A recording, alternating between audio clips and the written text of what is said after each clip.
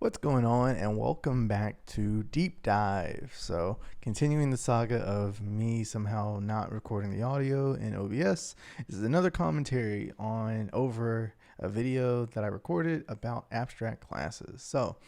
I just wanted to kind of talk about. So, we've been discussing interfaces with some of the previous videos. So, we kind of went over the basics of interfaces in one, and then we actually implemented out some code with interfaces, which was really nice because it allowed us to not focus on implementing some of the maybe quote unquote harder parts of our project, but just kind of focus on the skeleton and the endpoints that we expect back from it. And we could focus on the actual architecture of our project a lot more. But there are cases where you are ready to go ahead and code some of the functionality of maybe an interface or of a contract that you're trying to set up. And you know that for sure this contract is going to be the same for whatever objects inherit this interface. And some languages have implemented this differently, but that would be when you would need something like an abstract class.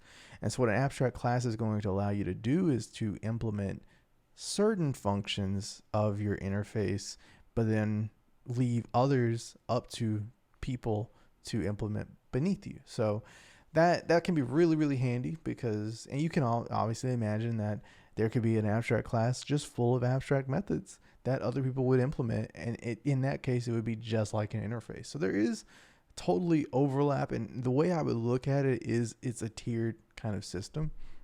And overall, if we just look at all the options that you have for implementing classes and stuff, is at the very top is an interface, which is just your contract that's just saying that, hey, anything can inherit me, but if you inherit me, you promise to implement these methods, right? And so if the interface has 4 methods in it, has no code in it, then, and in most languages, interfaces will not have code in them. But in that interface, it just says that, hey, you promise to implement these 4 methods. And then right beneath that is an abstract class that just says, okay, cool. Actually, I'm going to go ahead and define one method, and then you've got to implement 3 other methods right next to that.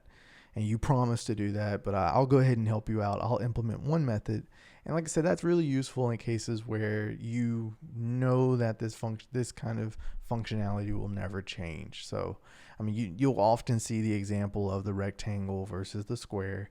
And it's like, okay, well, technically a square is a rectangle. And so its area formula will not change.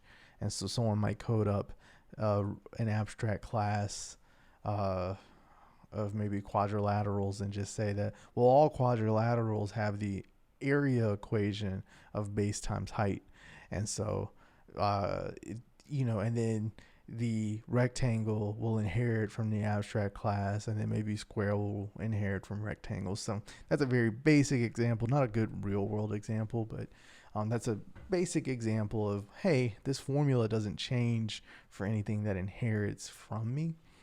And then right beneath that is you have an actual class implementation. And so a class goes and implements all the endpoints, all the required endpoints. So and a class has options to override any other implementation. So it could technically override the implementation of the abstract class, but try not to do that. That just kind of complicates life. It's like you probably just need to either get rid of the abstract class or, go about things a different way. But you think about a class is required to implement absolutely every single thing. And then right beneath that is a subclass that is where something will choose to override the functionality of its parent class. And it just says, hey, you got me just right, almost correctly, but I actually want to change these things about myself, which is just like how kids are, aren't they? They're never just like their parents. So that's kind of the hierarchy that you have when you're looking at the options that you have for coding out something. So we're focusing on that kind of second hierarchy. And like I say, there are some languages like C#, I believe, just came out with a feature where you can partially implement an interface. And I'm apologies to Java folks who use implementations, which is not what we're talking about. But yes, in C#, you might have the ability to partially implement an interface. So here we are. We're diving right into it. What we're going to be building today is a dating app. So that's pretty exciting, super relevant today in 2022. And here we're going to focus on the concept of matchability. So we're going to say that if we have kind of two classes of people in these apps, which is very common, where you have the male and the females as your two kind of classes of people that can get on this app. And one of the things that they have in common is maybe their matchability. They both, so when you're using the app, you're kind of evaluating whether or not you can match with somebody, and maybe you're getting some score, and then maybe we present that to people as we present people to others in the order of their matchability. So if we think that someone is very highly likely matchable with you, then we'll present that one to you first. And then if someone's not that matchable to you, then we'll present that to you fairly last. And so we're going to say that in our program, like I said, we just have these two individual classes that are the male and the female.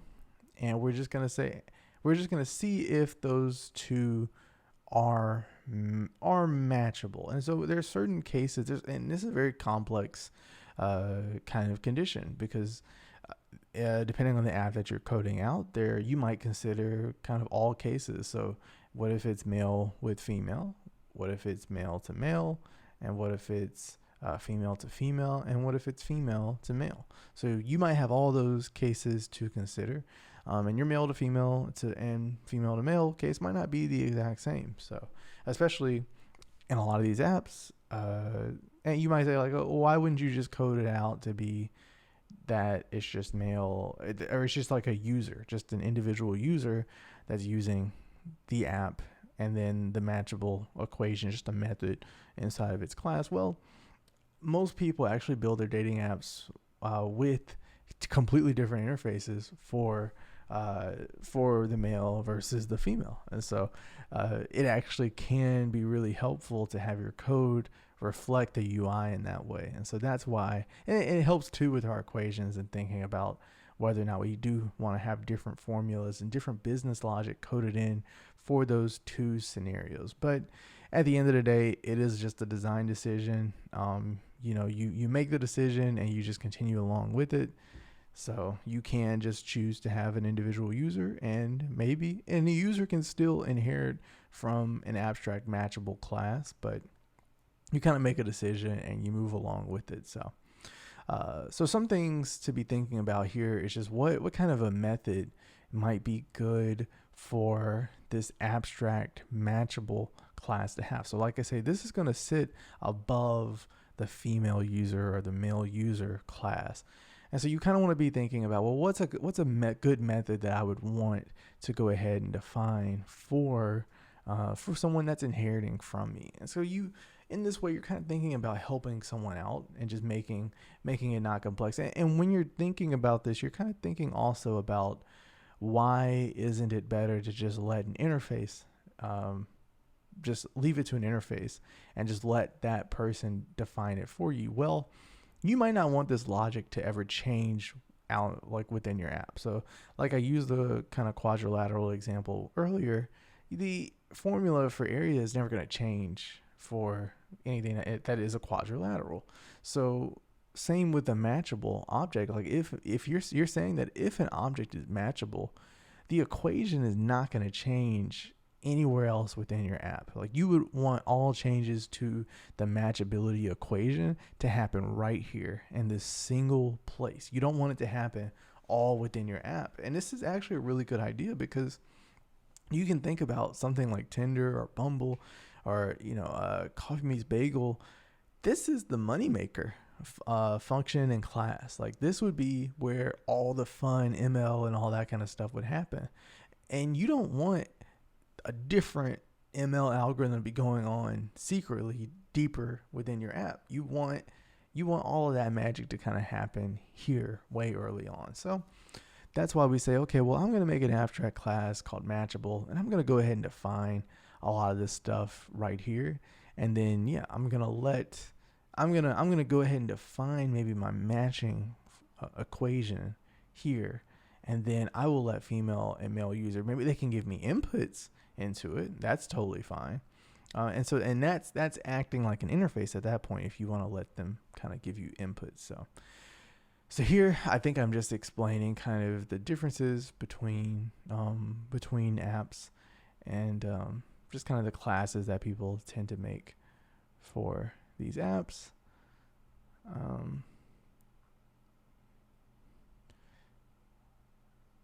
Yeah, I don't quite know how to jump forward yet.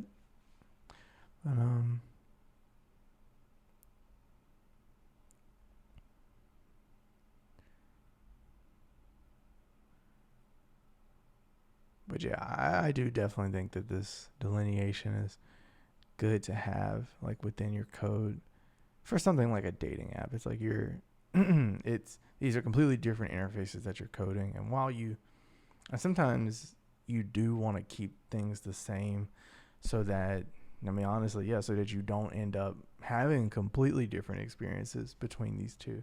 So if you really were trying to go for the exact same interface for these two classes, okay, fine, like you maybe wouldn't want to separate them out. But since we know a lot of dating apps keep them the same, then or keep them separate, we're just going to kind of duplicate that here. And that's often the thing about design is just stick with your decision, but don't make a stupid decision. So if other people have done it this way and they've succeeded in their business, and they are rulers in their categories, they probably did something right. So here we are, we're going ahead, and so this is the function that we're defining, and this will be the function that we go ahead and code up. So this is our get matchability score function. So like I say, in the end for the UI, they're going to sort all people by this matchability score. So you can imagine that this is some batch job that's going to run nightly, and it's going to run it against, maybe it'll run this person against every single possible person, maybe within the app. And then it's going to just display the person, display people in this one. We'll just sort that list and then have it ready for them in the morning when they come back onto the app. So that is this is going to be the publicly facing method that every female and male user will get to have. And this is one of the kind of like magical things about this kind of work. Like it's like, what? It's really that easy? But really it is. Like when you just when you're coding it out this way, it makes you're just making it very easy for people to come use your app later. Because now anyone that makes a female or a male user class is going to get access to these methods, and they don't have to do any work to get access to them, because it is an abstract class. The one thing is that you're not going to be able to store field variables inside of it. That's a privilege only allowed to classes and subclasses. So you are going to have to work with everything that you have here. And so we'll use a little trick like this, like what I'm doing here with this get proximity method.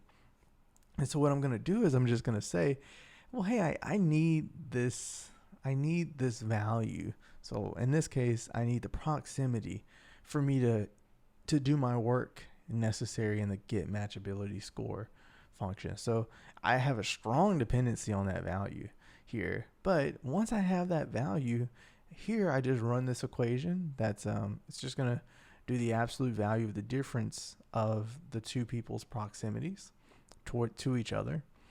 And then once it does that absolute value, divides it by 2 to get the average, then I'm just going to use that to determine like how matchable you are. So essentially, I'm just evaluating how close two people are to get their matchability score. So very basic matching algorithm. It's not doing facial recognition and all this stuff, but you could do all that stuff here. And you might just say, okay, you can add another method that's like get facial, get the profile picture.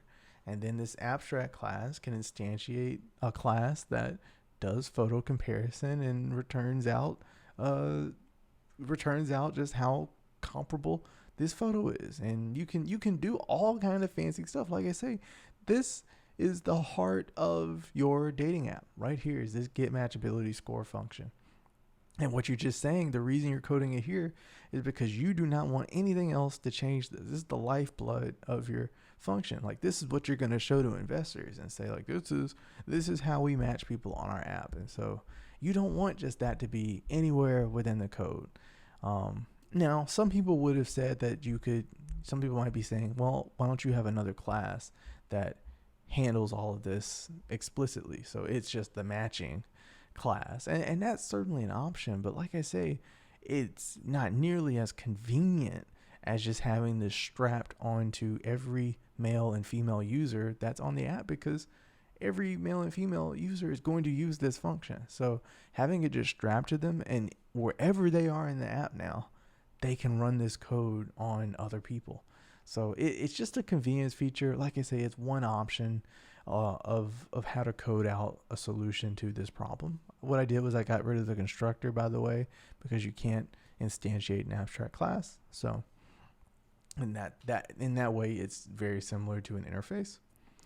And that's that, right? That's the code for this abstract class. And like I say, and you can see how it's so similar to an interface here, because it's saying, well, I defined one method, and then I'm going to let someone else define this get proximity method. Now, you might look at the get proximity method and say, well, shouldn't that be an abstract method too? But like, there's only one way to get proximity. Like, there's only going to ever be one value and one way to solve that for these classes. And my answer to that would actually be no, because this can actually be a very complex question in itself.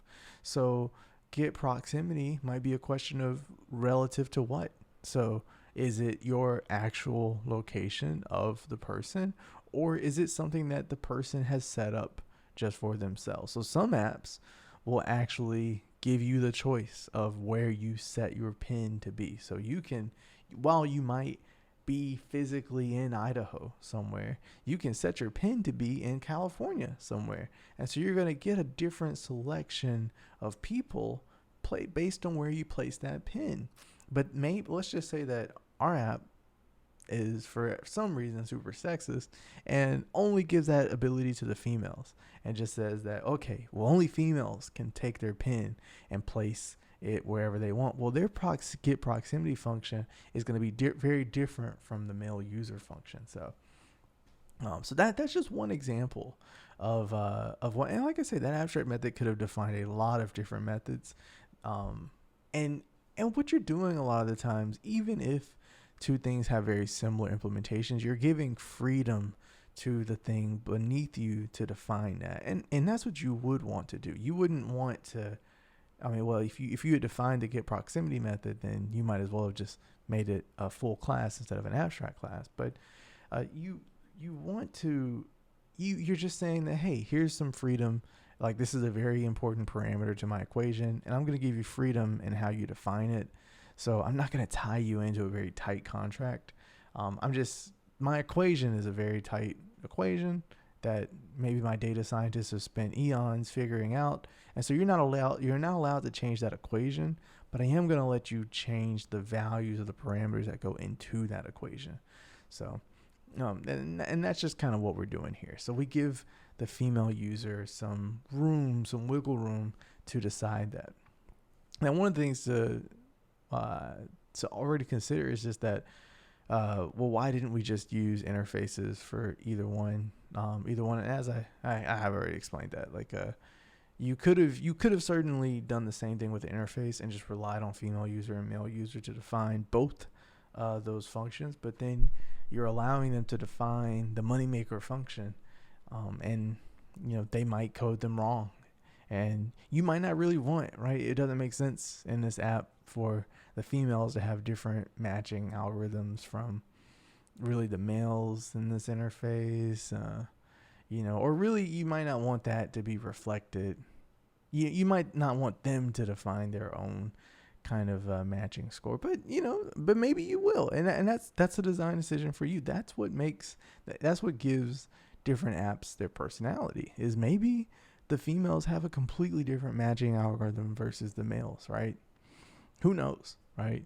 I can give you a few ideas of some ways that the female matching algorithm would be different from the male's matching algorithm. And so maybe you reflect that in the code and you don't have it be as generic as I have it in the matchable class. But here we are. So like I said, I was talking about how different apps might allow females to choose their pin. So this is where you would kind of have that freedom to implement it how you might want. And so with a female user, they might need something like a settings config option or some settings config to be passed into their constructor, and then they would call that thing to get the location, their specified location.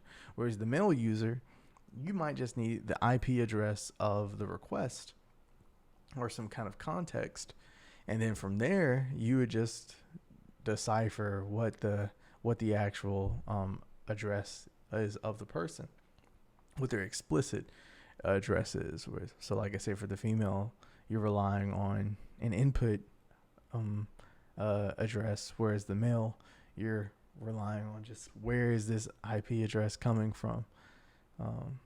That has maybe some downfalls in implementation because someone could be going through a VPN and they might not even realize they're going through a VPN, but someone might be using a VPN, so you might still want them to. But I mean, it's also pretty common for someone to use the location settings sent from an iPhone. So something you would need some class to probably be passed in to the male user that knew how to communicate with the iOS or the Android APIs to get that kind of location data. So yeah, like I say, we're going ahead and coding out that function for here, and we're just stubbing it. I would highly recommend that you not stub like this. When you're coding out your stuff, I think I was honestly just a little bit tired, but yeah. So I would say don't stub like this because this is just introducing bugs into your code. Ideally, you would have done like I was saying, like for female user, we're thinking that we're gonna have that be a settings that was brought in, whereas the male was gonna be directly a GPS location, and then yeah, that's what we would have called. But this is just kind of a demo of how that would look like.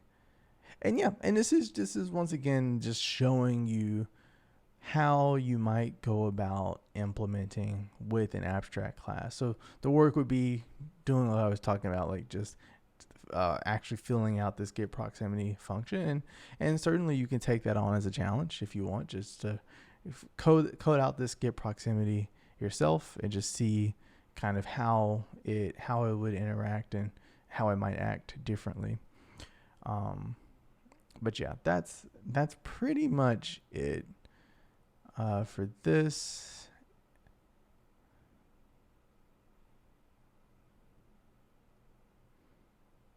I actually can't remember what I was doing.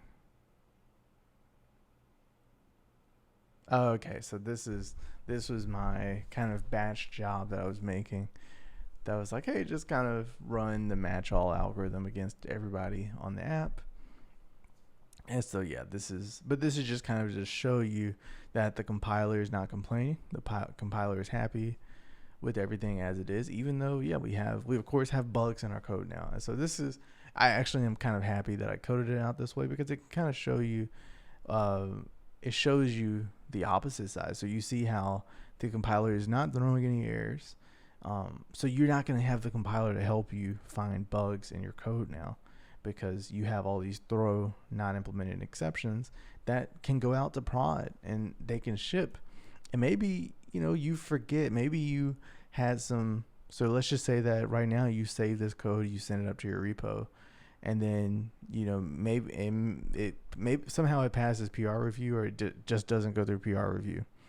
And then you have some local changes that actually changed those get proximity method calls to do their actual work, and you somehow forget those changes are just local and they're never pushed up to your master or main branch. Well, the compiler would have told you that, hey, or you just would never have had any objects uh, that were defined to send values to them, or you would have kind of indicators, like maybe you would have had mock objects in place instead of those throw new not implemented exceptions or something. So it can, while it might feel like it's a great shortcut in the meantime, you end up storing these bugs in your code that are really hard to track down. And like I say, the changes might be local, they might never get pushed up, and then you're just kind of in a lot of trouble. So yeah, so here, like I say, I'm just coding up, getting all the males in the app, getting all the females in the app, and then running them through the compat system. And you could imagine just storing the compatibility scores in like an array and stuff. And so this is pretty powerful, though. Once again, the ability, when you're using interfaces and abstract classes, you can actually code a lot of stuff. So if you're comfortable kind of working in the abstract, you might have already gotten, so like here I'm just using lists, like generic, like default list, but you can easily imagine those lists being filled in with like something that grabs all the females in the app or all the females in the area, and then something that fills in all the males in the area. You can imagine something returning you all that information, and so that's an easy thing to just pop in those two locations. But then that's the only thing that you're ever changing to those locations. Other than that, the rest of this code is actually totally fine. So that's why, yeah, for line 13 and 14, you would actually want to go ahead and make interfaces for that, because then you can mock those interfaces, and then you can actually run this code and have it returning back results for you, and you haven't even implemented the like large parts of your code base. So super powerful tool to use something like this. Like I said, you can imagine just how much more code can be done because you're making this. You already have your contract drawn out, and so you can go ahead and code massive parts of your app. You can have the UI be in development and all that as you're building out some of the more core components that are just going to take some more time. It might take some time to implement the GPS calculation class, and it might take some time to implement the female setting for location class, and go. That might take even more intense design review, but in the meantime, someone else can go code out all the kind of veins and data pipelines throughout your project, and you're unblocking people a lot more quickly. So just one more reason to consider abstract classes in your arsenal for things that you can be using, because once again, it just gives you a little more control over the implementation of some of your methods. So like I say, an interface leaves all the implementation up to whoever implements it, whereas abstract class says, hey, I'm gonna let you implement quite a few things, but I just want to control this one little essence of it real fast, and I just want to make sure that this is exactly how I want to do it. Now, one thing to kind of keep in mind with abstract classes, where they're dangerous, is that you might end up writing code that never gets used. So it can be very hard to know that certain classes come with certain methods. So you have to make sure that you publicize a little bit that, hey, this abstract class is going to come attached on this object. Don't try to go code this up yourself. Like, this object already has this kind of in tow with it. So you would have to make people know that, hey, males and female users already can always get their matchability score at any moment. So just remember that. Don't try to go code up a class to get that value out of it. It suffers from it's a bit too convenient, right?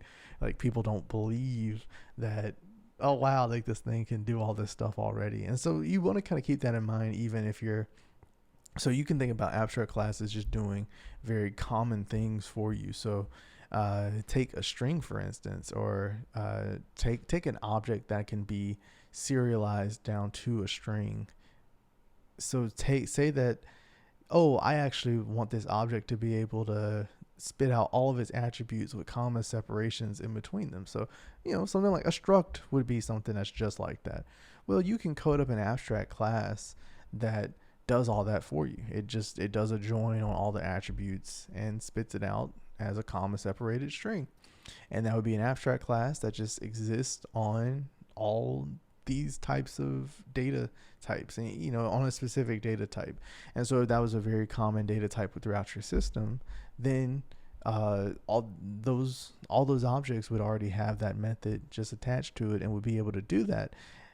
Well, people might not know about it, right? They might not think to ask themselves, well, can this object print itself out with comma separations in between it? So imagine that by default, all structs in your project, they come with that ability to just comma separate all their attributes out. Well, now you need to vocalize that to people and probably write that up in a style guide and just say, hey, did you know that all structs can do this? Don't try to code that functionality yourself. Don't try to go find a class that's going to do that for you. Your struct can already do that because it's been overloaded to do something like that. So that's probably like the biggest con about abstract classes, is just that they're not very good marketers of their ability, and things, just very popular classes, you just won't know about them. And so even with looking at female and male user, the only hint that you have that they have these functions is that they have matchable next to their name. Very small text, easy for that to blend into the background as you're looking through the code. But that's the only hint that you have that they would have this kind of functionality.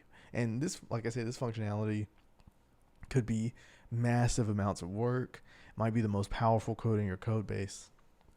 And someone wouldn't think that it would be just that easy to get this value out. So something to kind of consider. Just because it's too easy doesn't mean you shouldn't use it. But yeah, and keep in mind the hierarchy that I've kind of talked about in the past. We always have interfaces at the top where it's a free for all. Implement me however way you want.